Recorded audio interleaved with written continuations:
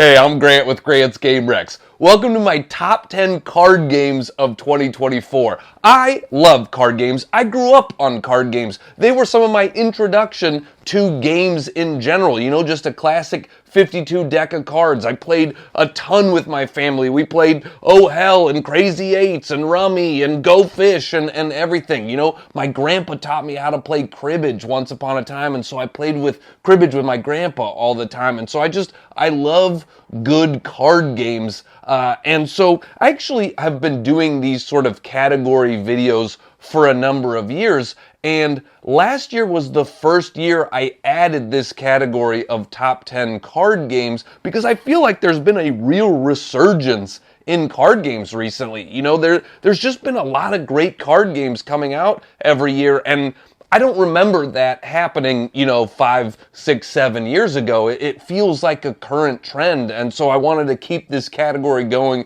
this year because there's a lot of great card games this year. And so, how do I define card game? These are games that have maybe one other component other than cards, but it's just cards, and then maybe one other component. Inherently, they're all small box games. They're all fairly lightweight games, but they're not party games. Mostly they are strategy games here and stuff like that. And so if you like card games, if you like games you can just throw into a pocket or a backpack or something like that, these are all great for that reason. These are my top 10 card games of 2024. Thanks so much for being here.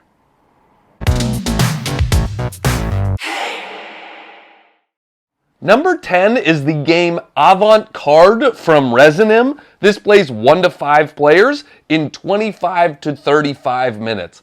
This is almost like deck building Uno. It feels very original and unique in that way. It's a fun twist on sort of color and number matching.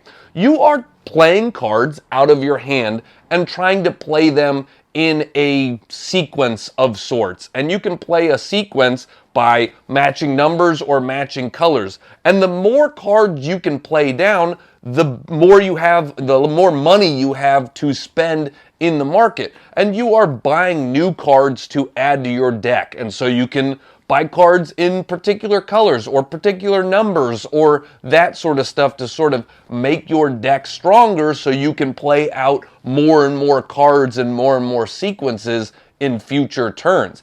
Each of the numbers in the game also gets you a special power. Maybe it gets you extra money or it gets you a wild or something like that. And so there's fun elements of that as well, of what ability do you want in the moment. And, again, small box card game. There's really no theme to this one. It's sort of like this abstract modern art theme, but, it doesn't really come across. It's more just about that color and number matching. And if you like Uno, or if you grew up on Uno, if that's one of the card games you were always into, this feels like strategic Uno. This is way more like decisions, way more interesting choices, just strategy, all of that sort of stuff in a sort of Uno feeling game. That's Avant Carde.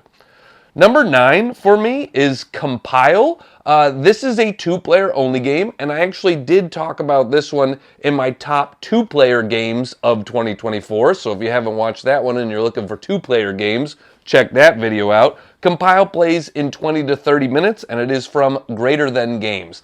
This is a head-to-head dueling card game. You will have a few areas out in the middle of the board, and you are playing cards down, trying to control the different areas. You can play cards face down and get their power, and then maybe try to flip them face up later. You can play cards face up, and they get special abilities and power, and whoever has more sort of power, higher numbers on a certain region will win that region.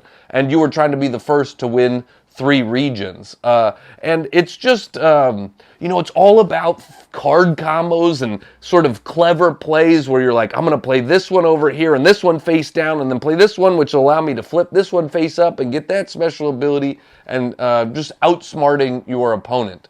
A lot of the interestingness of the game, I don't know if that's a word, interestingness, a lot of the funness, I'm just going to add ness onto the end of every word apparently in this video. A lot of the fun in the game is drafting your decks at the start of the game. Compile has a bunch of different faction decks, and all of those are going to play slightly differently and have different sort of special abilities and strengths and weaknesses, and so you'll be taking those faction decks, building your own deck, and then playing it out. And so mixing and matching and combining those things adds a lot of replayability to the game, a lot of stuff to explore, and it's just fun figuring out card combos and synergies in Compile. Number 8 is the game Cabanga from Amigo. It plays 3 to 6 players in 20 minutes. This is one of the lightest games on this list. You know, it's silly, it's fun. There's not a ton of strategy to it, but it's just, I have a good time every time I'm playing Cabanga. I don't know how to say it, but you do get to yell the word a bunch at times in the game. So in the game, there's a few different suits, and they'll be out on the table, and you are trying to play cards from your hand down to one of the two sides of suits, and you are trying to create as small a gap as possible with the number on the other side of the suit. So, you know, if there's a 12 and a 6 right here, and I have an 8, well, I should play it on top of the 12 because now the only card between the 8 and the 6 is a 7.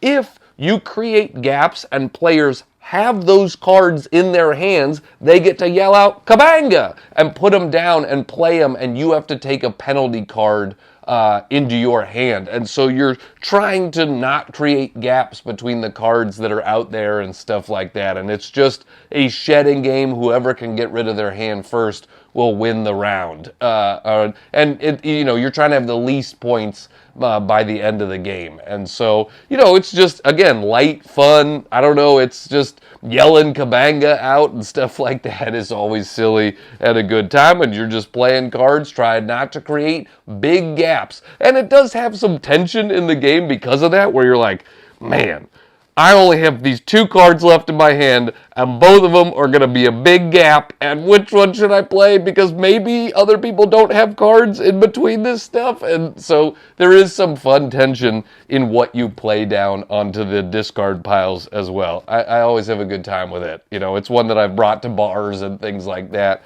in the past. Number 7 on my list of top card games of the year is Cafe Baras from Kids Table Board Games. This plays 2 to 4 players in 20 to 40 minutes, and it is, sort of the same artwork and world as Creature Comforts and Maple Valley. But Creature Comforts and Maple Valley were bigger box games, like bigger strategy games. This is a small box game that is really just about the cards in it. Really, it's about the cards, Grant, in the top card games of the year. Yeah, quiet me, inner critic. This is a game that has dual-use cards, which I think are always great in games because, it makes for interesting strategy and choices when you have to decide how you want to play a card and how you're going to use a card.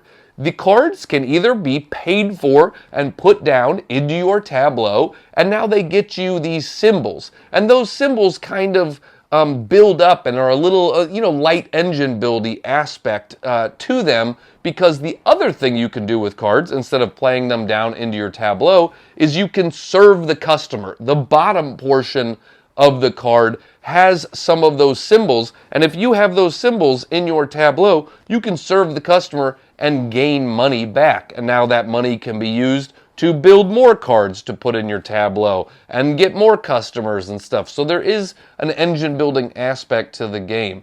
The artwork is very adorable. You're capybaras in a coffee shop serving people, and they're full, all the artwork is adorable capybaras, and who doesn't love capybaras? If you don't, then I feel like you haven't seen the internet before, because capybaras are always cute on the internet.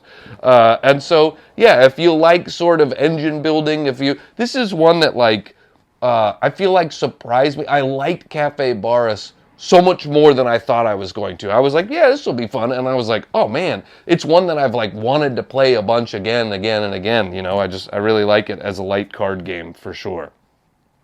Number 6 on my list is Fishing from Rio Grande Games. This plays 3 to 5 players in 40 to 60 minutes. It is a trick-taking game that has a deck-building element to it. It's really interesting and unique in the genre of trick-taking games. Now, the sort of main trick-taking aspect of the game is very familiar. You will be playing cards down, following suit. The highest card wins the suit. But those go into your sort of your fisherman card. They go on top of your fisherman card. And then every round, you will be drawing cards from the ones you've won in previous rounds to make up your new hand. If you don't have enough, like let's say we have to have 11 cards in our hand, but you only won 8 cards in the last cycle of tricks, in the last round. Well, now you draw 3 cards from the ocean deck, and every card in the ocean deck is stronger than the ones that you start with. So it's really interesting of trying to lose tricks at time, trying to win tricks at time. There's a real timing aspect to it because the cards you win in a trick are your points. So yes, you do want to not win tricks sometimes so you can add better cards to your hand, but if you hold off too long, you're too far behind and you're not going to make up enough points to win the game. And so it just is like a cool aspect. And the further you go down in that ocean deck, the stronger and stronger the cards become. There's trump suits in there. There's higher numbers. There's special ability cards. There's all this sort of stuff. So it's, you know, a lot of trick-taking games are about when to win and lose a trick. And I feel like Fishing heightens that aspect of the game. It heightens that sort of desire to lose it sometimes and win at other times and stuff like that. So if you like trick taking, or if you like, if you like deck building and stuff like that, this is an interesting mix of the two. Fishing for sure. Number 5 on my list of top card games is the game Xylotar from Bezier Games. This plays 2 to 5 players in 30 minutes. Xylotar is also a trick-taking game, but instead of mixing sort of deck building with it, it mixes deduction. This is a deduction trick-taking game and feels very different and very interesting. You will have a hand of cards, but they will not be in your hand. They are going to be out on the table in front of you. And the person to your right is going to have looked at your hand, arranged it in order, and then you put it down in front of you. So you all know who the person to your left, what their cards are, but you don't know your own hand. You don't get to see what your hand is. However, you do know it is in order, and cards on the back of the cards, you can see their suit and their potential range. And so I've got all of these cards here. If I know that this card is a 0 to 5, because that's what it says on the back. I know it's something in a 0 to 5. Well, I know everything to this side of it is less than that, and everything to this side is higher than that. And if I only have a couple of cards to this side of it, I know I don't have a great hand, because 5, the highest this could be is 5, and I don't have that many cards higher than a 5, and they go up to like a 10, and so I don't have a great hand right now. And so you are going to bid how many tricks you are going to win, but you're not doing that at the start of the round. You can do it in the middle of the round at any point. You can sort of see how well you're doing and then use one of your cards to sort of set your bid amount. And so as you're going along, you're learning information and trying to remember stuff, and you're like, okay, I played a 3 from there, so that means this stuff, this said a 0 to 7, But if this was a 3, then this can't be a 7, that sort of, and you're learning stuff about your hand as you're playing it out, and I think it's just really interesting and cool. One note, this is a small box card game, but it actually takes up a lot of table space because you have this whole sort of row and line of cards out in front of you. It's very interesting and silly in that way, and how much the cards take up. The theme is silly, and again, a lot of these, it's not really about the theme, it's about the cards and the mechanisms and the fun gameplay with the cards that you're using. So that is Xylotar. Number 4 on my list is the game Expressions from Barn-Made Games. This plays 2 to 5 players in 20 minutes. It is a cooperative card game, and it is a game that that kind of came out of nowhere for me. It's not something that I've heard a lot about, but I've taught it to a lot of people. This is probably one of the number one games of any of these games on my list, on any of these category videos, that I've brought with me to teach to different people, because I feel like not enough people know about Expressions, and I really like the game a lot. As a cooperative card game goes, it's one of my favorite. There's just not that many great cooperative card games out there, and Expressions is at the top of that list. You have a hand, and you are playing cards down to give information to other people about your hand. The way you play a card in front of you gives out information. You might be saying, this is the highest card I have of this number, or this is the lowest card, or this is the only card I have. I don't have any cards of this color and this suit. And we're all doing a cooperative deduction thing, because I want to be able to say, okay, Jerry, you have the red 5. And they're like, yes, I do have the red 5. And then those go to sort of the good pile. Any card that you play out as information goes to the bad pile. So you need more cards in the good pile rather than the bad pile by the end of the game if you want to win. And I feel like there's a lot of tension in the game, in that I constantly win or lose this game 26 to 24 or something like that. It always comes down to it. You can't make a bunch of mistakes and win this game. And so just the information you're sharing, it's a fun aspect of, I need to give you information, but I need to do it in a good and efficient way, because every card I put down goes into the bad pile. So I don't want to just sort of put down clues willy-nilly. I want to get you to the answer in as few clues as possible. And so that's just a really fun aspect of Expressions. Again, there's some theme here about emotions and stuff like that. I don't know what it doesn't matter. It's just a fun card game, okay? Number 3 on my list is the game The Gang from Cosmos. Plays 3 to 6 players in 30 minutes. This is cooperative poker, Texas Hold'em poker.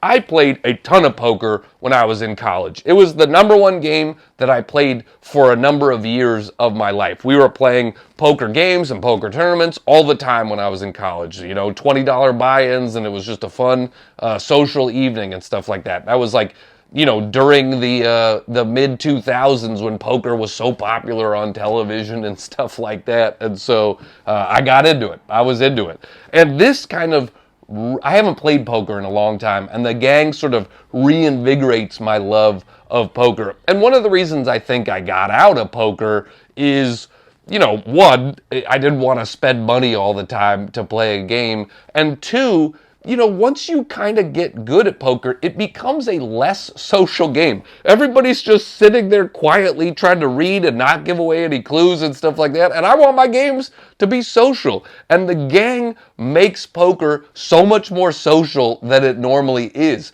because we're all talking and trying to deduce who has the better hands. The whole game is just coming down to ranking the best hands out there. And so the way we're going to do that is, it's normal Texas Hold'em, where you'll have 2 cards. You have your 2 pocket cards. There will be a flop, there will be a turn, there will be a river. And after every card is placed out, we sort of take tokens. And those tokens will indicate how strong our hands are. So if I have good pocket cards, I'm going to grab the 5 token. If I have, if I have got a pair of kings or something like that in my hand, I'm grabbing that 5 token quick. But if I have, 5-2 off-suited, I'm fighting for that one token. And so you can't ever tell anybody what you have in your hand, but you're giving information with the tokens that you get, that you're grabbing. And then there's a fun aspect of like, okay, let's think this out. They took a 1 earlier, but after the turn, then they grabbed a 4, so they obviously hit on something there. What could it be? Maybe they hit on this straight. Maybe they had, it was like an inside straight, and they weren't chasing it, and so they didn't, take a good one earlier. But now they hit it, and so they took a good token, and so we're all sort of like piecing it together. I will say about the gang, I like the game a lot more at higher player counts.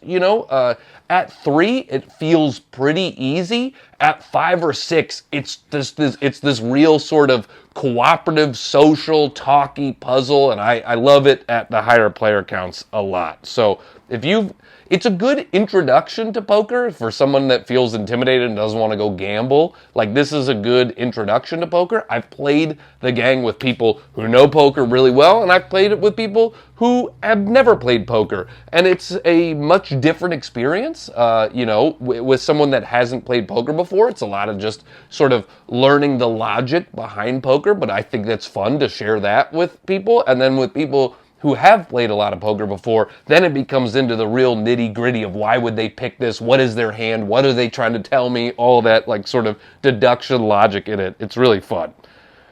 Number 2 on my list is the game Flip 7 from the Op. This was also featured in my top 10 party games of the year. If you haven't checked that out, go check out my top 10 party games. Flip 7 plays 3 to 99 people is what they say on BGG in about 20 minutes.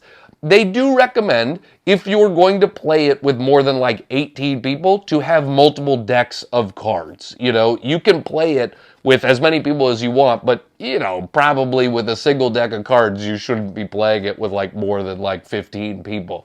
It is a sort of blackjack style, but like gamer blackjack. On your turn, all you're doing is you're hitting or you're staying. And if you hit and you have one of the same cards in front of you, if you get the same face twice, you bust, you're out of the round. Or you can stop at any point and collect the points that you have for the round. And the deck has 12 12s and 11 11s and 10 10s and 9 9s. And so you get the face value points of your card, and it's a race to 200 points. And so if I have a 12, an 11, and a 10, do I want to keep pushing my luck? Because there's a lot more of those cards in the deck than if I have like a 3, a 4, and a 5, If you can, the reason the game is called Flip 7 is if you can flip 7 cards and not bust, you immediately end the round and you get a big point bonus. And so I love push your luck games. I love that sort of tension. This is a game, Flip 7 is a game that always comes with big emotional moments. I have brought this game around with me to a lot of places, and there's cheering, there's yelling, there's despair, there's ecstaticness, I added ness to another word in this video. But it's just like when you hit and you get it and you're like, yes, or you hit and you bust and you're like, no. I just love games that have those emotional moments like that. So if you like, just push your luck card games, Flip 7 is one of the most fun ones out there. And my number 1 card game of the year is the game Faraway from Pandasaurus Games. Plays 2 to 6 players in 15 to 30 minutes. Faraway is one of the best examples I can think of a game that plays in 30 minutes or less, but still has so much strategic depth to it. I love the game a lot, and I've played it a ton. We play it a lot in my house. It's easy enough to bring anywhere because it is a small box game, and it is just, you are bidding for cards. You are choosing a card out of your hand, and that has a bid number, and that will allow you to take cards from the market first or last or that sort of stuff. Then you are going to put the cards into a row. The game just goes for 8 turns. That's it, 8 rounds, and you are going to build an 8-card tableau in front of you. But the interesting thing is you're sort of thematically building a journey, and so there's going to be 8 cards in front of you, but you score them moving back. it's like as if you journeyed out and then came back. And you need to have certain symbols and things to activate cards, but you need them to the right of the card that you are trying to score. And so, this card needs 3 rock symbols, but I only have 1 card to the right of it, and I have 1 rock symbol, and so that card's not going to score. But, this one needed 3 rock symbols, and now I got a bunch of them over here. That one's going to score me a bunch of points. And so it's just a really interesting puzzle, a really fun, a lot of strategic depth. I feel like I've played this game 20 times, and I still haven't seen everything the game has to offer. I'm still exploring different combos and stuff like that. It's a really interesting puzzle. It is one of the games, probably more so than anything on this list, where the teach is like a little bit harder, where I'm just like, maybe we just do a couple example hands and then you'll get it. It's just that aspect of going out and coming back is just different and unique and weird, but really cool and makes the game feel original in a crowded field of card games. So yeah, Faraway. If you want a quick playing, strategic, interesting choices game, Faraway is great. So those are my top 10 card games of the year. Thank you so much for joining me for this. I'm putting out a lot of these category videos. I have like 10 of them planned. I think this is my 5th or 6th one, something like that. So I got a few more coming. Thanks for sticking with me. Thanks for checking out these games and these videos. Thanks for liking, subscribing, all that stuff. You can check out my Patreon, patreon.com/GrantsGameRex. Happy holidays, everybody. Hope you're playing a lot of great games out there.